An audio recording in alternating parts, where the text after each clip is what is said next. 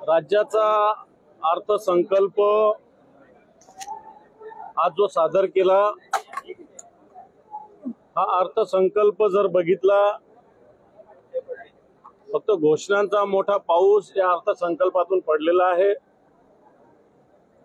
ज्या घोषणा सरकार येण्याच्या आधी लाडक्या बहिणीविषयी, शेतकऱ्यांच्या कर्जमाफीविषयी, बेरोजगारांना रोजगार देण्याविषयी केलेल्या होत्या, याचा कुठेही उल्लेख नाही।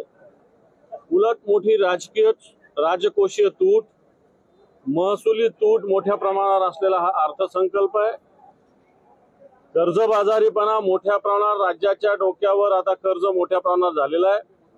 आणि अशा स्थितीमध्ये सरकार तर म्हणतं की आता महाराष्ट्र थांबणार नाही, परंतु सरकारला असं म्हणावं लागेल आम्हाला की कुठे नेऊन ठेवला महाराष्ट्र, अशी महाराष्ट्राची दयनीय अवस्था या सरकारने करून ठेवलेली आहे। आणि म्हणून हा अर्थसंकल्प जनतेच्या डोळ्यात, महाराष्ट्राच्या जनतेच्या डोळ्यात धूळफेक करणारा आहे, अशा प्रकारची स्थिती। राज्याचा अर्थसंकल्प आज जो सादर केला, हा अर्थसंकल्प जर बघितला, फक्त घोषणांचा मोठा पाऊस या अर्थसंकल्पातून पडलेला आहे। ज्या घोषणा सरकार येण्याच्या आधी लाडक्या बहिणीविषयी, शेतकऱ्यांच्या कर्जमाफीविषयी, बेरोजगारांना रोजगार देण्याविषयी केलेल्या होत्या, याचा कुठेही उल्लेख नाही।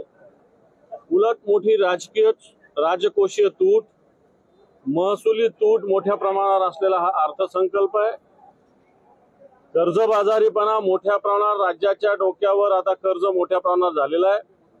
आणि अशा स्थितीमध्ये सरकार तर म्हणतं की आता महाराष्ट्र थांबणार नाही, परंतु सरकारला असं म्हणावं लागेल आम्हाला की कुठे नेऊन ठेवला महाराष्ट्र, अशी महाराष्ट्राची दयनीय अवस्था या सरकारने करून ठेवलेली आहे।